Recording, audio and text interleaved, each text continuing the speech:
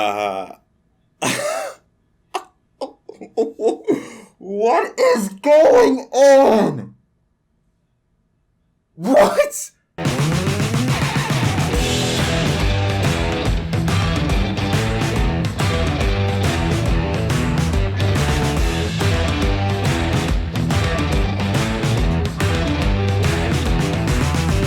Yo, what is up, everyone? My name is Jack Cross, and welcome back to another episode of Inside the Lines. Holy crap!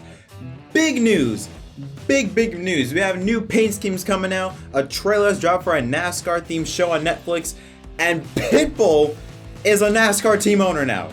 What? I'll leave all the timestamps in the description down below if you want to check out which story you want to talk about. I highly suggest you watch through the entire episode because all three stories are going to be very interesting to talk about. So let's not waste any time. If you haven't already, don't forget to leave a like and subscribe for more content. It does mean a lot to me in this channel. And let's jump into it. So let's first start off with the breaking news that was just announced a few minutes ago prior to recording this. So you know the name Pitbull, right? Mr. 305, Mr. Worldwide. I'm pretty sure if you are anywhere in the world, you have an idea of who Pitbull is.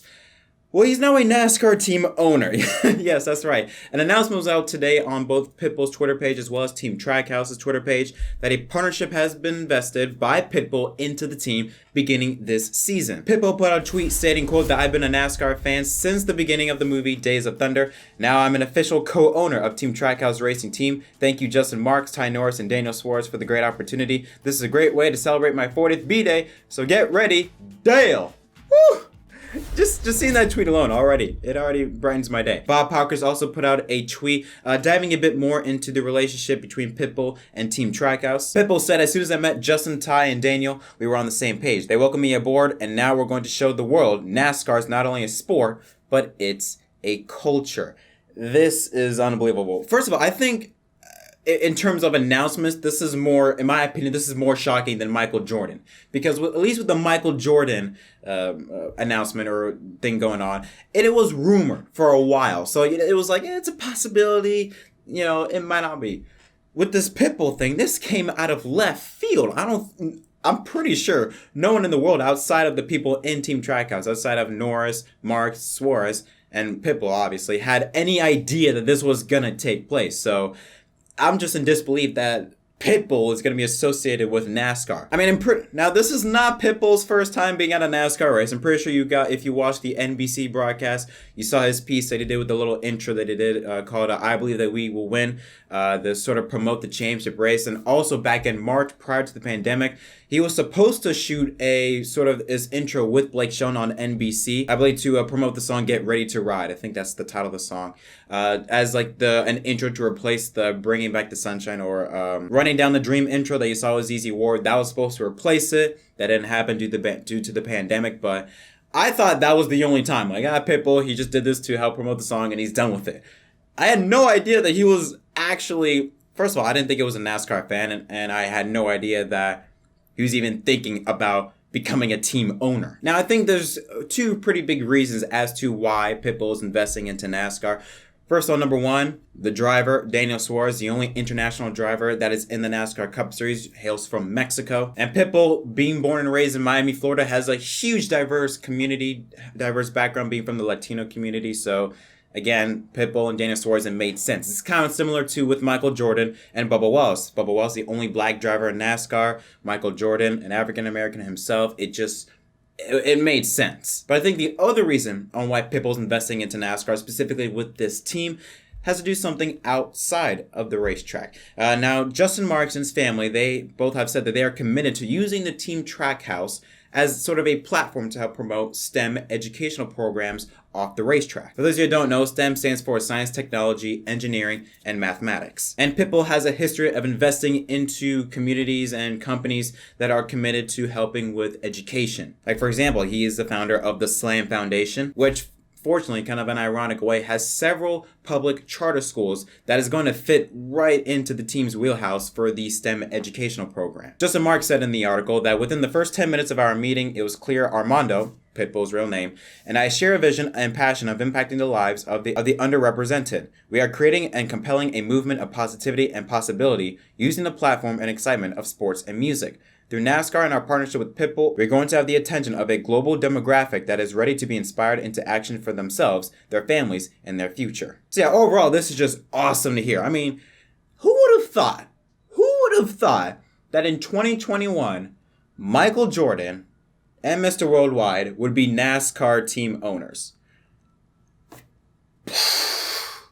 I mean, if someone said that to me, I would have looked at you in the eye, smacked you across the face, and called you crazy, because I figured there's no way that's happening. That's impossible, but here we are. So yeah, there was a lot of excitement heading into 2021 as well as 2022. We have new teams coming into the mix. We cannot, forget about Colleague Racing. More than likely, they're gonna probably jump to Cup full time in 2022. New teams, new owners from completely different backgrounds than the normal. I mean, think about it. When you think of NASCAR celebrities that have owned teams, you think of, sports figures that are popular in America, like Brett Favre, Dan Marino, Terry Bradshaw, Troy Aikman. Now we're getting owners that transcend American sports and are known across the world, like Michael Jordan, now Pitbull. And unlike the previous owners that I mentioned, these two also have completely diverse backgrounds. Troy, Terry, Dan, Brett Favre are all white males, while Michael Jordan, an African American, and Pitbull, or Armando, a Latino person, come from completely different backgrounds that is outside the norm of your traditional NASCAR fan base. I think it just goes to show another step in NASCAR continuing to push for diversity. And I think people outside the sport are seeing how hard NASCAR is trying to get away from the stereotype and want to jump on board. So this is awesome to see. And this just makes me so much more excited for Daytona to come. We're 1 month away. I cannot wait to get this 2021 season started with so much stuff that is going on with the future of the next gen car coming into play, and also with the NASCAR schedule with Circuit of the Americas and Road America and all this stuff that's happening. Things are looking bright for NASCAR, to say the least. And now on to our next story. Now, if you remember, about a year ago, a tweet came out, I believe from Adam Stern, that said that NASCAR and Netflix were working on creating a comedy-style series based around the world of NASCAR with Kevin James starring, called The Crew. Now, when this was first tweeted, a lot of people were giving NASCAR and Netflix a lot of hate because obviously this is coming off Formula One's Drive to Survive series, which is fantastic, so much fun to watch. And many NASCAR fans wanted a NASCAR version of Drive to Survive. So when this was announced, many people were like, is this going to be sort of like Talladega Nights, or how is this going to be? I was always under the impression that, hey, regardless of what it's going to be, it's NASCAR on Netflix. This is going to help the sport no matter what. And we were anticipating on what The Crew is going to look like, who are the characters going to be, what is the actual story going to be about. Well, the trailer for the series has been released today on Netflix and will set to premiere the day after the Daytona 500 on February 15th. More than likely with Kevin James being the star of the show, or I guess a big part of the show. He is probably going to give the command to start the engines, which if he does, that's for sure going to be entertaining. Anytime you got Kevin James doing the Gentleman Start Your Engines, it is always entertaining. Don't believe me? Look it up. But yeah, the full trailer came out today. If you want to check it out for yourself, I'll leave a link in the description box down below. Here, I'll show it on screen, just a few snippets of the trailer. And look, I'll be honest. I did not laugh once that entire trailer. I gave a little chuckle near the end. I forgot what the joke was. I think it was something about notification sound. I had a little chuckle there, but overall I didn't laugh at all that entire trailer. Now, I get it. It's a trailer. You can't really show much in a trailer, and especially with a comedy type show, there's usually build up, and if you understand the backstory of each episode, might be better. But I don't know. To me, it just didn't look interesting to me. I'm still going to watch it because it's NASCAR related, and so I'm still going to watch it, but in terms of it being successful, I don't know. I really don't know. And to be honest, I don't think it's going to last that long. And here's why. Mainly because when you take a look at Netflix and their direction in terms of content on their platform, there are very little sitcom shows. In fact, I think there's only one sitcom show that's still up on their website, that is still up on their platform. And by sitcoms, I mean the ones where there's multi-cameras, a live studio audience, and different sets and things like that. And I think the reason for it is that Netflix is starting to shift away from those live action sitcoms unless they are very, very successful. So if this show is going to be successful and go on for some time, it's going to have to be banging right out of the gate and stay consistent throughout the entire episode, and or how many episodes there are. I think there's like 10 or 12 episodes. It has to be consistently great in terms of ratings, in terms of people being invested into it, in order for it to continue, because Netflix already is not too keen on live sitcoms. Okay, before anyone gets on me saying I'm just a hater or anything like that, I want this to work. I want this to be successful, but based on the trailer alone, it just wasn't. Again, it wasn't that, like, I don't think if I was a NASCAR fan, I'd be invested into this. But then again, it is just a trailer. I'm going to hold my full thoughts for when the episodes eventually do come out. Again, the day after the Daytona 500 on February 15th. It's still really cool. NASCAR's on Netflix. I don't care that it's a comedy and that it's not Drive to Survive like an F1. I don't care. But it's cool that NASCAR is on Netflix. I want this show to succeed, but let's just say, in my opinion, the trailer didn't give me any good impressions. But again, we'll have to wait and see for the full episodes to come out. And for the people that are saying that, NASCAR needs to have a Drive to Survive type of series, go on Motor Trend. They have the great series, NASCAR 2020, I think, Under Pressure. Fantastic series. If you guys haven't checked it out already, you need to do so. So there is your version of Drive to Survive. So there you go. And now on to our final story. We're going to talk about paint schemes. 3 paint schemes over the past 2 days. 1 today and 2 yesterday were released. And there are a lot of opinions on each of the paint schemes. One is starting completely brand new, a new era for the current driver, William Byron. Bubba Wallace, 23XI, releases their first paint scheme. Ally releases their best paint scheme ever with Alex Bowman. Let's talk about each of those 3. Let's first start off with Bubba Wallace. Now, Bubba Wallace, he's got DoorDash on the car for this paint scheme. You can see right now on your screen. And I'll be honest, I like it. It's simple, but it's still, like, I don't know how to explain it, but it's simple, but still looks clean. It's clean, simple, eye-popping.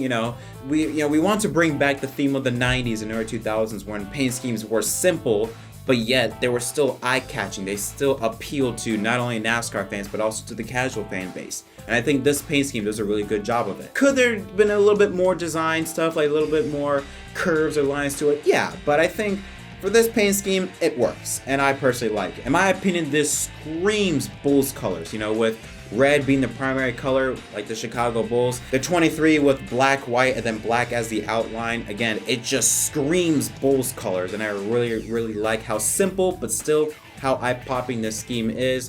I can't really give it a rating because we don't know the other paint schemes yet, like for McDonald's, Root, or Dr. Pepper, but for this paint scheme, I like it. Not too bad. Now, this next one, William Byron. Okay, let's talk about this one. Now, obviously, I understand what Axalta is trying to do. They're trying to enter in a new era, get away from the sort of the flames. Because if you really think about it, the flames on the 24 car are Jeff Gordon's type. That's Gordon's scheme. He's been running that since 2001 until 2015. That's Gordon's scheme. So I understand why Axalta and the team want to enter in a different direction with a new era, but still give it a throwback. And that's what they did here. They give it a Rainbow Warrior, but a modern feel. They have all the different types of colors, the red, the yellow, the green, the blue.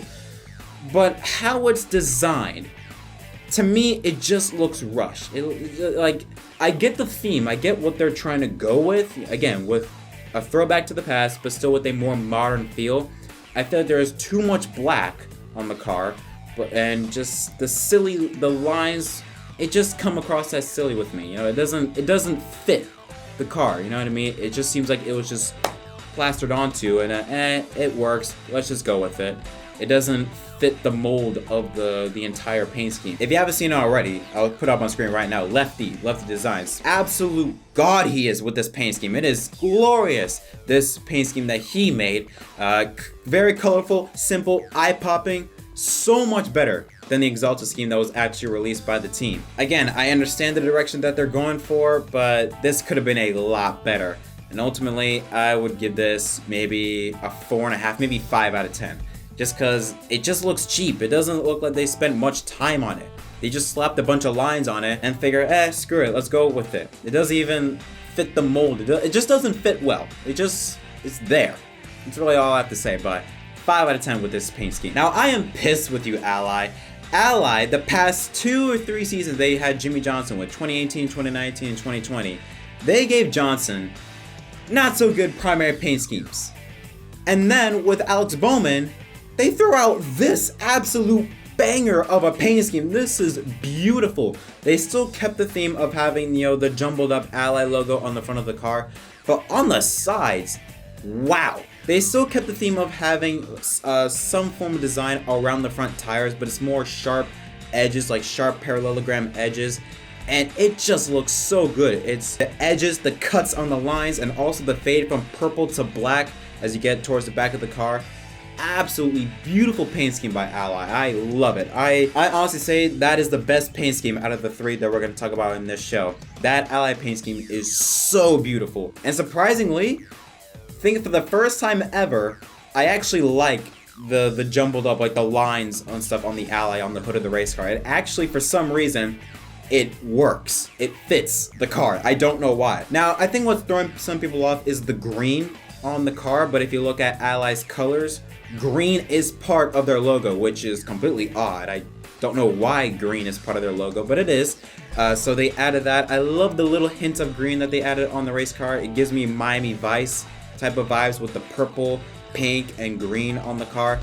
Again, I absolutely love it. And I think it's good that they decided to go with the white 48 in this one. And I think it's good that they decided to go with the white 48 this time, because the yellow 48, that was Jimmy's number, that, like, when you think of the yellow 48, like the one behind me, you think of Jimmy Johnson. I think if you're going to enter into a new era with Alex Bowman, you got to switch it up a bit, similar to what they did with Alex Bowman when he was with the 88 car. When Dale Jr. drove the 88 number was a more 3D look. When Alex Bowman took over, it was just a 2D look. They just had the simple 88 and then a simple little outline, and that was it. So this is a similar transition. Jimmy Johnson was always the yellow 48. He did run the white 48 for some time, but the yellow 48 was always Jimmy's number. And now you're moving to the Alex Bowman era. Have the white 48 be the main part of the car. They do have a bit of a throwback. If you look on the front of the car, like the nose of the race machine, on the right nose, there's a yellow 48 car. So again, it's a little hint like of a throwback, to, I guess you could say, maybe pay homage to Jimmy Johnson, similar to what they did with William Byron's car. Like, they had a modern look, but they still gave it a more throwback feel. So I let you know of the past while still looking into the future. I see that kind of with the Ally car, the yellow 48 on the number as a throwback to Jimmy Johnson, but the white 48 on the sides and on the roof as a looking forward towards the future with Alex Bowman. Ultimately, my ratings on this car, that Ally car, banger. That is the best paint scheme so far of 2021. That is an absolute gem, that 48 car is. Next best is the 23 Bubba Wallace. Again, it's simple, but still eye-popping. I really like it. And the William Byron car. Again, I get the theme that they're going with. I get it. But it fell flat on their face. They could have done a lot better. I don't want to blame the designer. I'm more blaming the teams and the sponsors that tell the designers how to design the race car. I believe if you let the designers have full reign on what they want to do, they can do a much better job. And they for real seriously need to hire some of these independent artists. Lefty Designs, Kyle Sky's designs, just to name a few, that are really incredibly talented independent artists that are not getting, offers from teams to design these paint schemes, because they do such a good job. But at least for the 48 car, they went to an independent artist in Blackbeard Limited who designed the paint scheme. Huge shout out to him, because I'm still gushing over that 48 car. That is absolute beauty of a paint scheme that was. But all right, that's enough of the 48 car. That's enough of the paint schemes. So far, that 24 car, that's the only bad one. At least the Liberty car looks nice. The Liberty car, I really like it. Clean, not too much going on. I like the Liberty car, but the Exalted car, it could use some work, to say the least. But yeah, that is going to conclude this episode of Inside the Lines. Guys, if you enjoyed this video, don't forget to leave a like and subscribe for more content. Tell me what your thoughts on any of the stories that I talked about on this show. What are your thoughts on Pitbull coming to NASCAR? What are your thoughts on the Netflix trailer with the crew? Do you like it? Do you not? As well as your thoughts on any of the three paint schemes, on Byron's, Bubba Wallace's, and Bowman's paint schemes. Again, leave all your thoughts in the description. Again, leave all your thoughts in the comment section down below. But until next time, my name is Jet Krause from MBK. Don't forget to leave a like and subscribe for more content, and I'll see you guys next time.